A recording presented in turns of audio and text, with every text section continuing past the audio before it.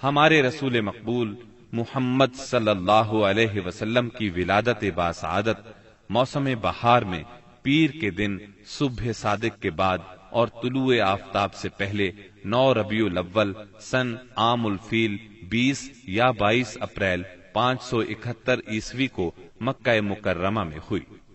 پیر کا دن آپ کی مبارک زندگی میں بڑی اہمیت کا حامل ہے۔ سیدنا ابن عباس رضی اللہ عنہ فرماتے ہیں کہ آپ پیر کو پیدا ہوئے، پیر کے دن آپ کو نبوت سے سرفراز فرمایا گیا، سوموار ہی کو مکے سے مدینے کی طرف ہجرت کے لیے نکلے، سوموار ہی کو آپ مدینہ منورہ تشریف لائے اور آپ نے پیر ہی کے دن اس دار فانی کو خیر باد کہا۔ آپ کے پیدا ہوتے ہی آپ کے دادا عبد المطلب آپ کو گود میں اٹھا کر خانہ کعبہ میں لے گئے، آپ کے لیے دعا کی اور محمد نام رکھا۔ پوتے کی پیدائش کی خوشی میں 7ویں دن اپنے قبیلے کی دعوت کی۔ لوگوں نے آپ کے دادا سے پوچھا، آپ نے نومولود کا نام دوسرے لوگوں کے ناموں جیسا کیوں نہیں رکھا؟ انہوں نے جواب دیا، میں چاہتا ہوں میرے پوتے پر اس نام کا اثر پڑے اور میرا پوتا تعریف و توصیف حاصل کرے۔ آپ کی والدہ سیدہ آمنہ نے آپ کا نام احمد رکھا۔ انجیل میں بطور پیشگوئی آپ کے 2 نام آئے ہیں، فارقلید اور منہمنا۔ قرآن مجید کی سورہ انبیاء آیت 107 میں اللہ تعالی نے آپ کو رحمت للعالمین کہا ہے۔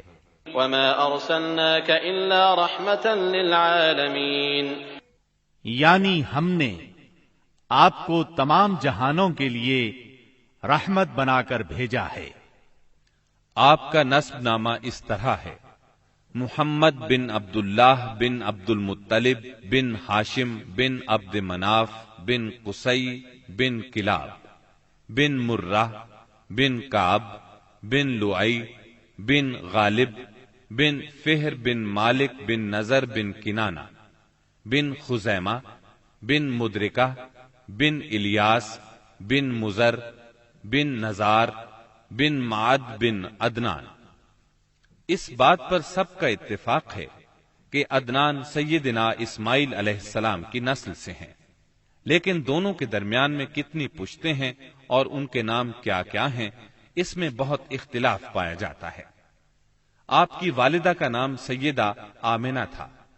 سیدہ آمنہ کے والد وہب بن عبد مناف بن زہرہ بن کلاب تھے۔ یہ وہی کلاب ہیں جو والد کی طرف سے بھی نبی صلی اللہ علیہ وسلم کے نسب نامے میں آتے ہیں۔ ان کا اصل نام عروہ یا حکیم تھا، لیکن کتوں کے ذریعے بکثرت شکار کھیلا کرتے تھے، اس لیے کلاب کے نام سے مشہور ہو گئے۔ عربی میں کلاب کتوں کو کہتے ہیں۔ آپ اسماعیل علیہ السلام کی اولاد میں سے ہیں۔ اسماعیل علیہ السلام کی خاطر جب اللہ تعالیٰ نے زمزم کا کنواں جاری کیا تو قبائل جرہم اور ایاد کے خانہ بدوش عرب سیدہ ہاجرہ کی اجازت سے وہاں آ کر رہائش پذیر ہوئے۔ کعبے کے متولی اسماعیل علیہ السلام اور ان کی اولاد رہی۔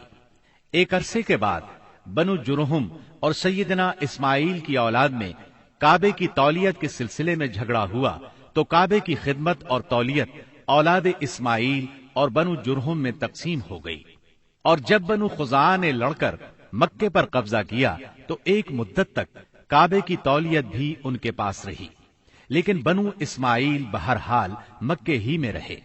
ان کے ایک فرد کلاب نے شمالی عرب میں قبیلہ قزاعہ میں شادی کی، اس سے قصی پیدا ہوئے۔ وہ جوان ہو کر اپنے قبیلے میں واپس آ گئے۔ خسر کی وفات کے بعد قصی نے اپنے ننہال کی مدد سے بنو خزاعہ کو مجبور کیا کہ وہ شہر چھوڑ کر مضافات میں جا بسا۔ بنو خزاعہ کے سردار نے کعبے کے قیمتی چڑھاووں کو زمزم کے کنویں میں ڈال کر اس کو پاٹ دیا اور کنواں غائب ہو گیا۔ پھر قصی کو بہت بڑا اقتدار حاصل ہوا، اس کی اولاد پھلی پھولی اور اسے قوم کا بہت بڑا سردار تسلیم کیا گیا۔ قصی نے مکے میں ایک شہری مملکت کا آغاز کیا، وہاں دارالندوہ یعنی پارلیمنٹ اور ٹیکس کے نئے محکمے قائم کیے، لیکن وفات کے وقت حکومت اپنے بچوں میں تقسیم کر دی۔ کسی کو کعبے کی رکھوالی سونپی، کسی کو چابی دی، کسی کو فوج کی قیادت تو کسی کو ٹیکس کا حساب کتاب سونپا۔ بعد کی نسلوں میں انتظامات کی مزید تقسیم در تقسیم ہوئی۔ آغاز اسلام کے وقت وہاں 10 سرداروں کی ایک مجلس کار فرما نظر آتی تھی۔ قصی کے 4 بیٹے تھے، ان میں عبد مناف بڑے نامور اور صاحب عزت ہوئے۔ عبد مناف کے بھی 4 بیٹے تھے، ان میں ہاشم شہرت میں سبقت لے گئے۔ ہاشم آپ کے پردادا تھے، بہت دولت مند ہونے کے ساتھ ساتھ سخاوت، مروت اور احسان میں بھی بے مثال تھے۔ ہاشم کہلانے کی وجہ یہ تھی کہ ان کے عہد میں ایک مرتبہ مکہ مکرمہ میں قحط پڑ گیا۔ یہ فلسطین گئے اور اونٹوں پر آٹے کی بہت سی بوریاں لاد لائے، بہت سے اونٹ ذبح کیے، ان کا شوربہ تیار کیا، روٹیاں پکوائیں، ان روٹیوں کو شوربے میں بھگو بھگو کر اہل شہر کو کھلاتے رہے۔ عرب اس کھانے کو حشیم اور سرید کہتے ہیں۔ یہ سلسلہ ایک مدت تک جاری رہا، اسی وجہ سے ان کا نام ہاشم پڑ گیا۔ وہ حاجیوں کی خدمت اور مہمان نوازی میں بھی بڑھ چڑھ کر حصہ لیتے تھے۔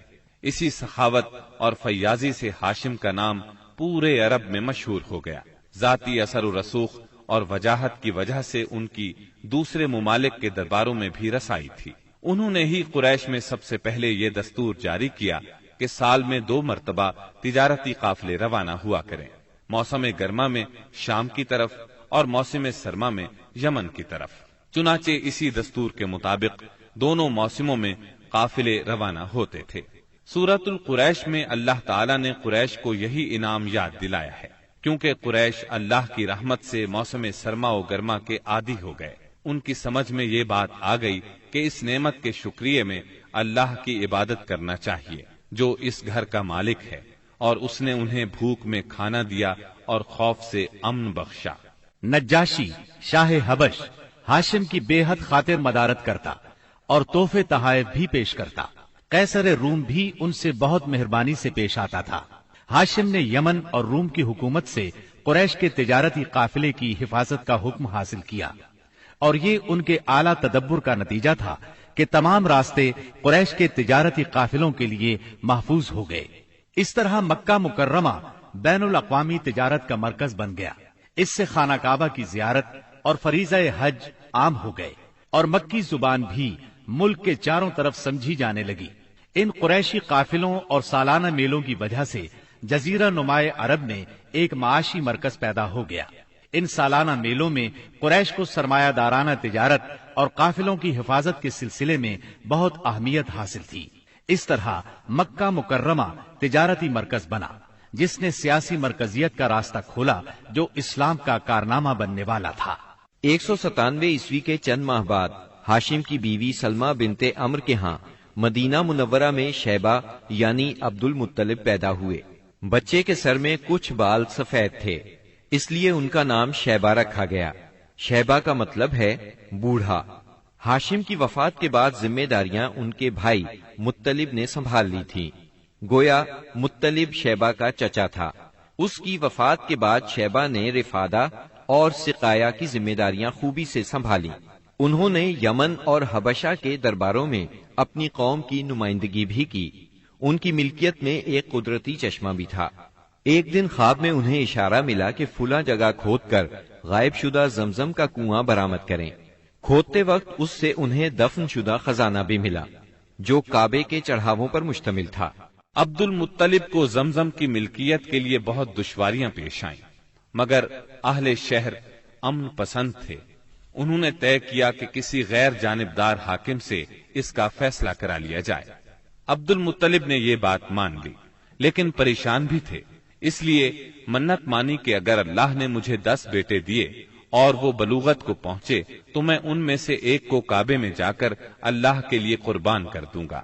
جب 10واں بیٹا بھی بلوغت کو پہنچ گیا تو عبد المطلب کو منت یاد آئی۔ انہوں نے بیٹوں کے درمیان قرعہ ڈالا تاکہ جس کا نام نکلے اسے قربان کر دیں۔ قرعہ نبی اکرم صلی اللہ علیہ وسلم کے والد عبداللہ کے نام نکلا۔ عبد المطلب کا ارادہ دیکھ کر رشتہ داروں اور دوستوں نے دخل اندازی کی اور انہیں مشورہ دیا کہ وہ کسی خاتون عرافہ کے پاس جا کر حل دریافت کریں۔ چنانچہ عبد المطلب ایک عرافہ کے پاس گئے۔ اس نے معاملہ سن کر مشورہ دیا کہ بیٹے اور 10 اونٹوں کے درمیان قرعہ ڈالو۔ اگر عبداللہ کے نام نکلے تو مزید 10 اونٹ بڑھا دو۔ اس طرح خون بہا کی مقدار میں اضافہ کرتے جاؤ یہاں تک کہ قرا خون بہا پر نکلے۔ انہوں نے قرا اندازی شروع کی۔ قرا ہر بار عبداللہ کے نام نکلتا رہا۔ یہ 10 اونٹ ہر بار بڑھاتے گئے۔ جب 100 اونٹ پورے ہو گئے تب قرا اونٹوں کے نام نکلا۔ عبد المطلب نے 3 بار ایسا کیا تاکہ اطمینان ہو جائے۔ ہر بار 100 اونٹوں ہی کا قرا نکلا۔ اب انہیں اطمینان ہو گیا کہ یہی اللہ کو منظور ہے۔ واقعہ فیل کے 50-55 دن بعد عبد المطلب کعبے کا طواف کر رہے تھے کہ انہیں پوتے کی ولادت کی خوشخبری ملی۔ 75 سالہ دادا بہت خوش ہوئے۔ نبی کریم صلی اللہ علیہ وسلم ان کے پیارے فرزند جناب عبداللہ کی یادگار تھے، جن کی زندگی 100 اونٹوں کی قربانی دے کر بچائی گئی تھی، لیکن پھر اچانک وہ فوت ہو گئے۔ ان کی وفات سے بوڑھے باپ کو جو صدمہ پہنچا تھا، پوتے کی ولادت سے ایک حد تک وہ کم ہو گیا۔ عبداللہ کی والدہ یعنی نبی صلی اللہ علیہ وسلم کی دادی کا نام فاطمہ بنت عمر تھا۔ عبداللہ کے 2 سگے بھائی زبیر اور ابو طالب تھے۔ بی بی آمنہ سے نکاح کے بعد عبداللہ نے رواج کے مطابق 3 دن تک سسرال میں قیام کیا۔ اس کے بعد تجارت کی غرض سے شام چلے گئے۔ واپسی پر یثرب یعنی مدینہ منورہ میں ٹھہرے تاکہ اپنے والد کے حکم کے مطابق کھجوروں کا سودا کریں۔ مدینہ منورہ ہی میں قیام کے دوران وہ بیمار ہو گئے۔ آپ کی بیماری کی خبر مکہ پہنچی تو عبد المطلب نے فوراً اپنے بڑے بیٹے حارث کو عبداللہ کی خبر گیری کے لیے مدینہ روانہ کیا۔ حارث مدینہ پہنچے تو معلوم ہوا 1 ماہ بیمار رہنے کے بعد عبداللہ انتقال کر گئے ہیں۔ انتقال کے وقت انہوں نے 5 اونٹ، چند بکریاں اور 1 باندی چھوڑی، جس کی کنیت ام ایمن اور نام برکت تھا۔ عبداللہ کا انتقال اپنے پیغمبر بیٹے کی ولادت سے چند ماہ پہلے ہی ہو گیا تھا۔ گویا آپ صلی اللہ علیہ وسلم شکم مادر ہی میں یتیم ہو گئے تھے۔ آپ کی والدہ سیدہ آمنہ طہارت نفس، شرافت، عزت، عفت، عصمت اور پاک بازی میں بے مثال تھی۔ اپنی قوم میں سیدۃ النساء کے لقب سے مشہور تھی۔ ددھیال اور ننہیال دونوں کے اعتبار سے آپ عرب کے بہترین قبیلے اور بہترین قوم میں سے تھیں۔